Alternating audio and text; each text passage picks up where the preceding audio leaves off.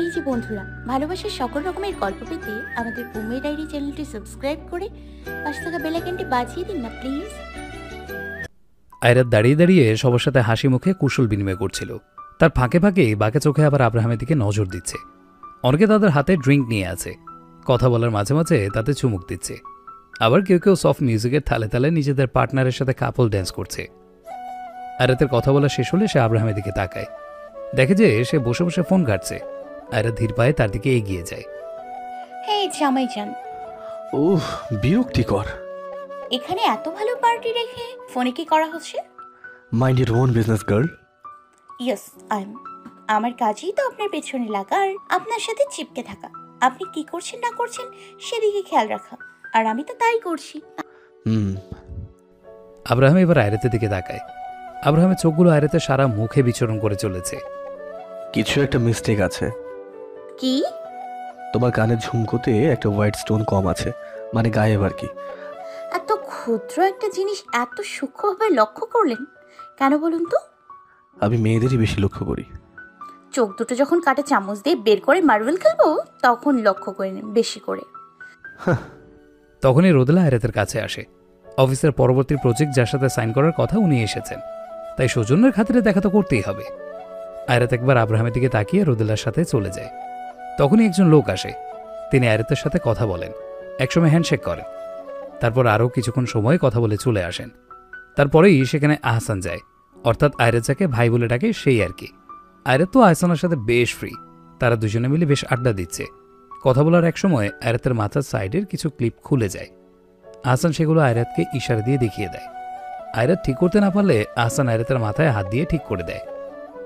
আরে এই দিকের ক্লিপগুলো তো খুলে গেছে। আরে ধুরু ভেজাল। নাও এবার ঠিক আছে। থ্যাংক ইউ ভাইয়া। Welcome Bruyne. আয়রাত আর আহসান মিলে আবার কথা বলা শুরু করে দেয়। তবে এখানে কেউ একজন তাদের দেখে রগে ফেটে পড়ছে, তবে তা প্রকাশ করছে না।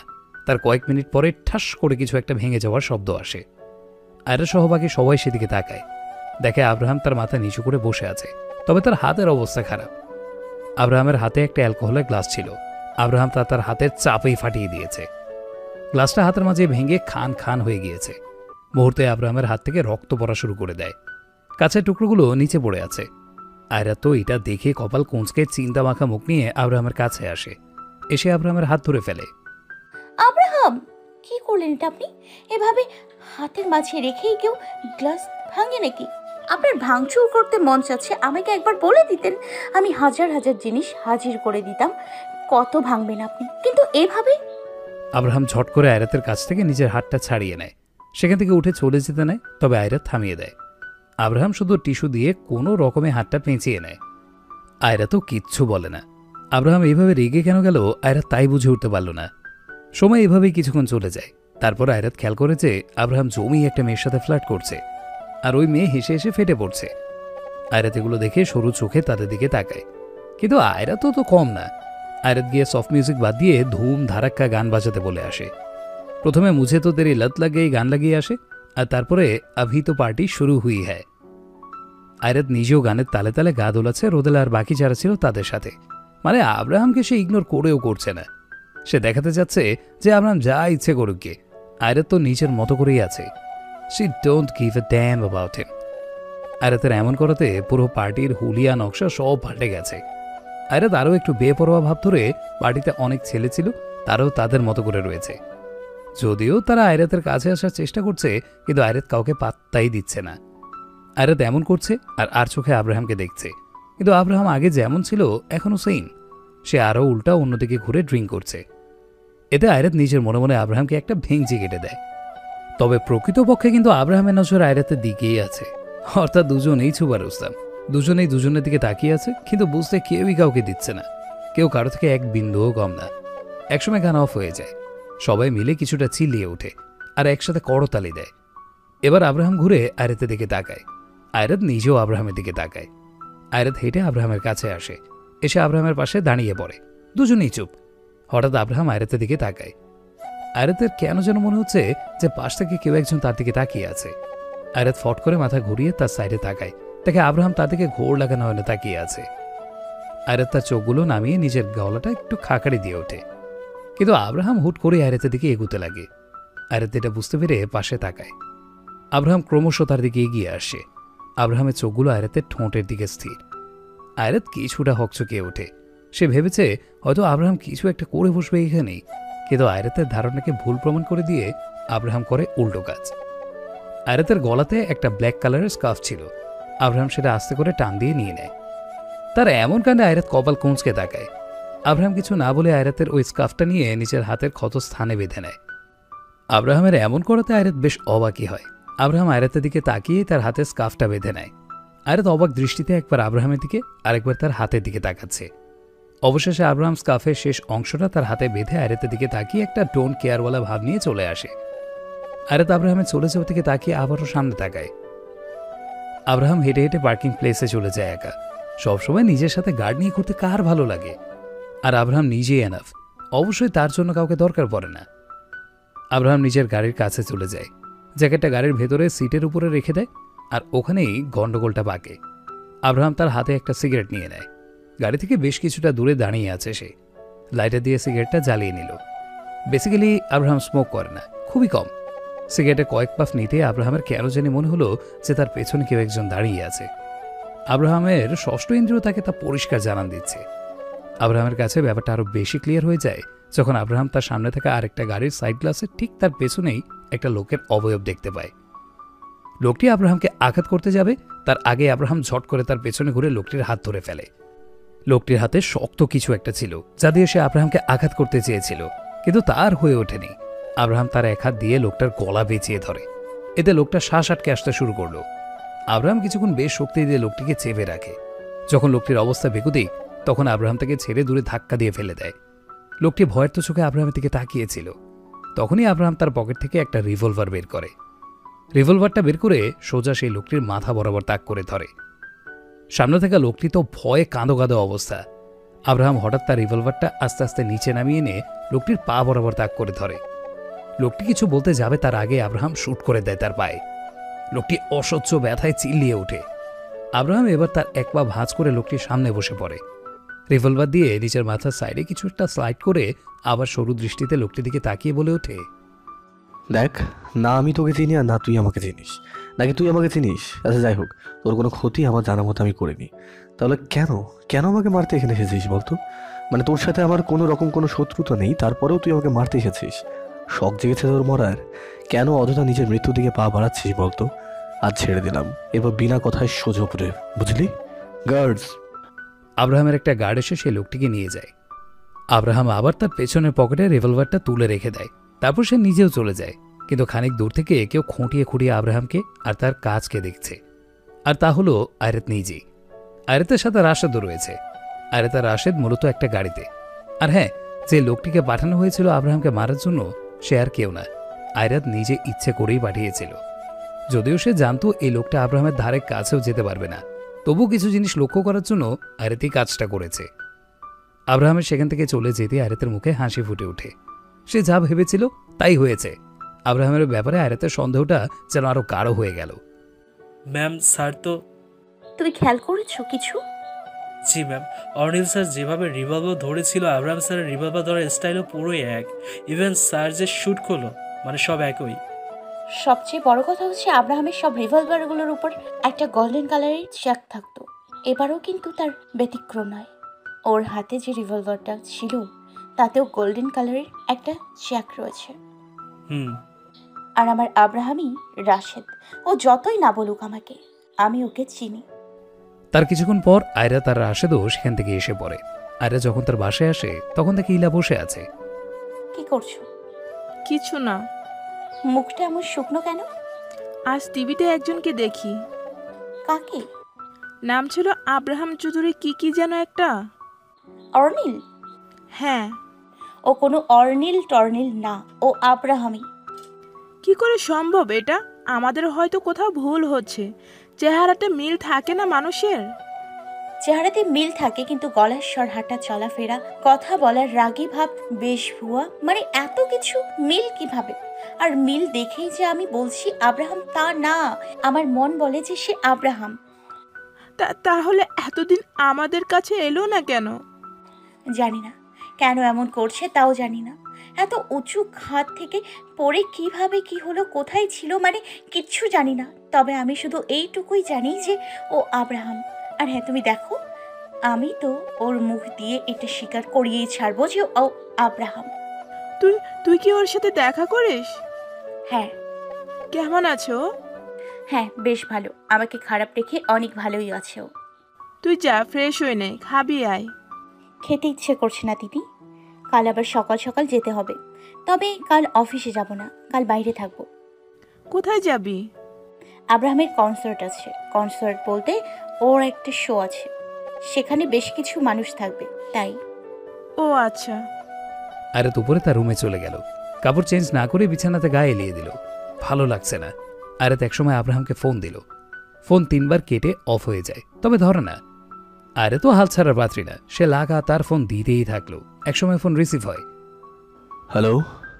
এই কোথায় আপনি? এত দেরি কেন ফোন ধরতে? দেরি করি বা ফোন নাই ধরি তাতে তোমার কি?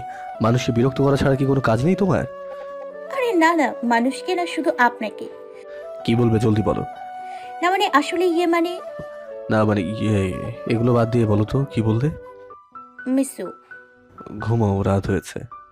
আপনি তো আগে আনরোম্যান্টিক ছিলেন না, আপনি এমন হলেন কেন বলুন তো? আয় হায়, আমি শেষ। আমি তো আমার এমন জামাইকে চিনিনি। এত আনরোম্যান্টিক কেন আপনি? ধুর। হঠাৎ কিছু কি খেয়েছো? না তো। তাহলে এগুলো কি আবল তাবল বকছো? চুপচাপ গিয়ে ঘুমাও, যাও। আয়রাত কিছু একটা বলতে যাবে তার আগেই সে আব্রাহামের পাশ থেকে কিছুটা মেলে আওয়াজ শুনতে পায়। আয়রাত কিছু বলতে যাবে তার আগেই আব্রাহাম তাকে বাই বলে ফোন কেটে দেয়। আয়রাত কপাল কোঁচকে হাতে থাকা ফোনের দিকে তাকিয়ে থাকে। যাই হোক, এইসব ভাবনা আয়রাত তার মাথা থেকে ঝেড়ে ফেলে পরের দিন সকালের কথা ভাবতে থাকে। আব্রাহামকে আরও একটু ভালোভাবে প্যাঁচে ফেলতে হবে তার। আব্রাহাম আয়রাতের ফোন কেটে দিয়ে নিচের সামনে থাকা রাত্রির দিকে চোখগুলো খানিক ছোট করে একটু উঁচু করে তাকায়। আব্রাহামের এমন ঘায়েল করা চাহনি থেকে রাত্রি তার 32টা দাঁত বের করে দিয়ে হেসে ওঠে। রাত্রির এমন হাবলামার্কা হাসি দেখে আব্রাহাম কপাল কুঁচকে রাগী ভাবে তার দিকে তাকায়। মুহূর্তে রাত্রির হাসিটা গুম হয়ে যায়। সে মাথা নিচু করে ওনার আঁচলটা 2 আঙুলের মাঝে পেঁচাতে থাকে। তাকে দেখে আব্রাহাম এবার বলে ওঠে, কি হয়েছে? এখানে ভেবে দাঁড়িয়ে আছো কেন? না মানে মা তোকে খেতে ডাকছে। যা, আসছি। না না, তোকে আমার সাথে একদম নিয়ে যেতে বলেছে।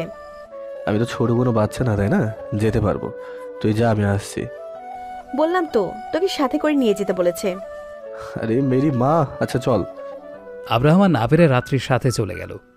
আসলে আব্রাহাম যে বাড়িতে থাকে তার নিচের অংশে রাত্রিরা থাকে। রাত্রির বাবা একজন বড় পোস্টের সরকারি পুলিশ অফিসার ছিলেন, যদিও তিনি এখন আর বেঁচে নেই। রাত্রির মা আর রাত্রি কিছুটা পার্সোনালভাবে আব্রাহামকে চিনে থাকলেও পাবলিক প্লেসে তা প্রকাশ করে না।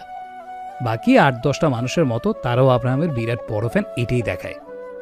তবে এই রাত্রি আর আব্রাহাম যে একই বাসার উপনিচে থাকে তা সবারই অজানা। আব্রাহাম রাত্রি আর তার মা লাবণীর সাথে রাতের খাবার খেয়ে উপরে তার রুমে এসে পড়ে। আব্রাহাম তার রুমে গিয়ে কাচের দরজার উপর নিজের হাতটা রেখে দিয়ে দাঁড়িয়ে পড়ে। চোখ দুটো তার বাহিরে স্থির। আব্রাহাম হঠাৎ তার মাথা নিচে নামিয়ে ফেলে। অবশেষে একটা সিগারেট জ্বালিয়ে নেয়। অনেক সময় কষ্ট মুখে ব্যক্ত করতে হয় না, আসলে ব্যক্ত করার প্রয়োজন হয় না। কিছু কষ্ট, কিছু ব্যথা একান্তই নিজের থেকে যায়। মানুষ বলে নিজের মনের কথা কাউকে খুলে বলে দিলে বা শেয়ার করলে নাকি অনেকটাই কমে যায়, নিজেকে হালকা অনুভব হয়। কিন্তু অনেক সময় এই কষ্টগুলো কারোর সাথে ভাগাভাগি করা যায় না, কাউকে বলা যায় না, মন তাতে সায় দেয় না। থাক না, কিছু ব্যর্থতা নিজের নামই। আব্রাহাম নিজের মনের অব্যক্ত যন্ত্রণাগুলো যেন এখন সিগারেটের ধোঁয়ার মাধ্যমে উড়িয়ে দিতে লাগলো। ভালো লাগছে না কিছুতে ঠিকভাবে মনও বসাতে পারছে না, অথচ কাল একটা শো আছে। আব্রাহাম আর এইভাবে না থাকতে পেরে একদম রুমের ভেতরে চলে গেল।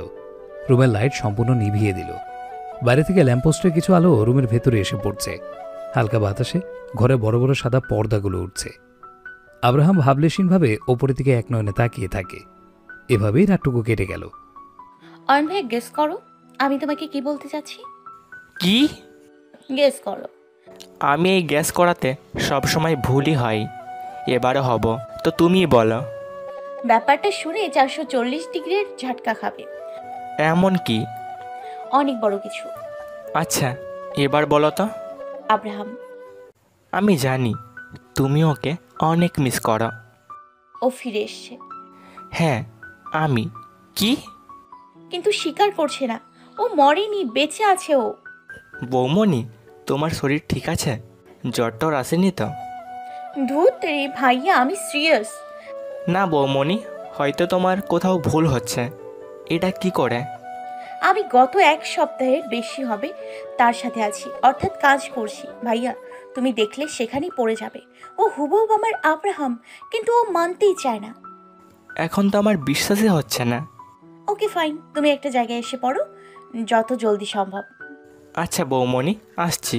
তুমি মেল করে দাও অ্যাড্রেসটা। আচ্ছা।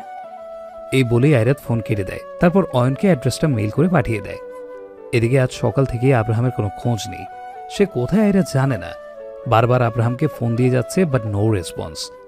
আয়রাত একবার ভাবলো যে হয়তো সে তার শোতে, কিন্তু ফোন না ধরার সাথে কি কানেকশন? অনেক আগে থেকেই তো ফোন করে যাচ্ছে। যাই হোক, আয়রাত অফিসের কিছু কাজ মিটমাট করে সোজা চলে যায় আব্রাহামের শোতে। আয়রাত একদম তার মুখে মাস্ক টাস্ক পরে গিয়েছে, যেন কেউই না চেনে। তবে আয়রাত সেখানে গিয়ে এই যে আব্রাহামকে খোঁজে, কিন্তু তার দেখা আর মেলে না। তবে আয়রাত হাঁটতে হাঁটতে একটা সময় একটা বেশ বড় আর খোলামেলা জায়গাতে এসে পড়ে। তার কিছু দূর যেতেই বেশ কিছু মানুষের চিল্লাপাল্লার আওয়াজ আয়রাতের কানে আসে। আয়রাত ভাবে হয়তো কোনো ঝামেলা পেকেছে, তাই আয়রাত আগেই তার প্যান্টের পকেটে থাকা রিভলভারটা হাতে নিয়ে খামচিয়ে ধরে। কিন্তু সামনে এগুতেই দেখে খোলা আকাশের নিচে আর ঘন সবুজ গাছের উপরে বেশ কিছু মানুষ জড়ো হয়ে আছে। আর তাদের সামনে আব্রাহাম হাতে গিটার নিয়ে মুখে হাসির রেশ টেনে নিয়ে বসে আছে। আয়রাত এগুলো দেখে নিজের আনমনে হেসে ওঠে। যা বাবা, নিজে ভাবলো কি আর হলো কি। আয়রাত সবার পেছনে দাঁড়িয়েই দেখতে লাগলো। পরিবেশটা সুন্দর, একদম খোলা আকাশের নিচেই সবাইকে নিয়ে বসেছে। শোয়ের যে হোস্ট ছিল উনি বেশ হাইফাই একটা স্টেজ অ্যারেঞ্জ করেছিল, কিন্তু আব্রাহামের সেটা পছন্দ হয়নি। সামনে এত বড় একটা জায়গা থাকতে আর এগুলো কেন? আশেপাশে বেশ কিছু গাছ রয়েছে, সেগুলো কিছুটা আর্টিফিশিয়াল ভাবেই সাজানো হয়েছে। মানে সবকিছু মিলিয়ে বেশ সুন্দর। সবাই যেন আব্রাহামকে পেয়ে ড্যাব ড্যাব করে তাকিয়ে আছে। অনেকেই তাদের গালে হাত ঠেকিয়ে আব্রাহামকে দেখছে, মাঝে মধ্যে হালকাভাবে চিল্লিয়ে উঠছে। হঠাৎ করে আব্রাহাম তখন গান ধরে, তুমি বোঝনি আমি বলিনি, তুমি স্বপ্নতে কেন শুনি, আমার অভিমান তোমাকে নিয়ে সব জেনেছি। আমি জানি কোনো একদিন, কোনো এক নতুন ভোরে দেখা হবে আমাদের আবার এক স্বপ্নে শহরে। আমি জানি কোনো একদিন, কোনো এক নতুন ভোরে দেখা হবে আমাদের আবার এক স্বপ্নে শহরে। मुझे खोने के बाद एक दिन तुम मुझे याद करोगे, फिर देखना मिलने की मुझसे तुम फरियाद करोगे। ओ শেষ হতেই সবাই ও করে ওঠে। তবে আব্রাহাম যখন গানটা গাচ্ছিল তখন কেন জানি সে আয়রাতের দিকে তাকাচ্ছিল না। কথায় বলে, মানুষ যা মুখে বা ভাষায় প্রকাশ করতে পারে না, তখন তা গানের মাধ্যমেই বের হয়ে আসে। মুখে লেগেছিল আব্রাহামের বেল লাগাম হাসি। থেকে থেকে খুব কম আয়রাতের দিকে তাকাচ্ছিল, আবার চোখ নামিয়ে নিচ্ছিল। আয়রাত এতক্ষণ ভরা আব্রাহামকেই দেখে যাচ্ছিল। গানটাতে সত্যি হারিয়ে ফেলা মানুষকে আবার আগের মতো করে কাছে পাওয়ার প্রবল আকাঙ্ক্ষা ছিল। অবশেষে আরও প্রায় ঘণ্টাখানিকের মতো সেখান থেকে চলে আসে। আব্রাহামের বাইরে আসতে আয়রা দ্রুত তার কাছে যায়। এই যে আমাইজান, দাঁড়ান। তুমি এখানে কি করো? তুমি যেখানে আমি সেখানে, সে কি জানো না? প্রচুর বেসুরা গলা ছিল। এই চুপ করুন আর চলুন। খোদায়, যেদিকে দু চোখ যায়। মানে? মনে পড়ে কি কিছু? আমিও এভাবেই জিজ্ঞেস করতাম যে আমরা কোথায় যাচ্ছি, আর তখন আপনি আমায় এই ডায়লগটা মারতেন। আমার কাজ আছে অনেক, আমি পারবো না। আপনি যাবেন না আমার সাথে? না। যাবেন না? না বললাম তো। তবে রে। আয়রাত হাতে একটা বড় পাথর নিয়ে নিল। এই কি করছো? আমার সাথে এখন না গেলে এই পাথর দিয়ে প্রথমে আপনার গাড়ির খুলিয়া পাল্টে দিব, আর তারপর আপনার। এই তো দেখি আচ্ছা মুশকিলের বাবা। আচ্ছা চলো। আপনি না আসলে ঘি। কি? হ্যাঁ, ঘিকে যেমন সবসময় বাঁকা আঙুলে তুলতে হয়, ঠিক তেমন ভাবে আপনাকেও বাঁকা পথে রাজি করাতে হয়। আব্রাহাম আয়রাতের কাছ থেকে এসে পড়ে। তারপর আয়রাত আর আব্রাহাম গাড়িতে উঠে চলে যায়। আব্রাহাম শুধু বসে বসে জানলা দিয়ে বাইরে তাকিয়েছিল। তবে যে রাস্তাগুলো দিয়ে যাচ্ছে সেগুলো আব্রাহামের বেশ চেনা। দেখতে দেখতে একসময় গাড়ি থেমে যায়। আব্রাহাম তার মাথা ঘুরিয়ে আয়রাতের দিকে তাকায়। নামুন নামুন।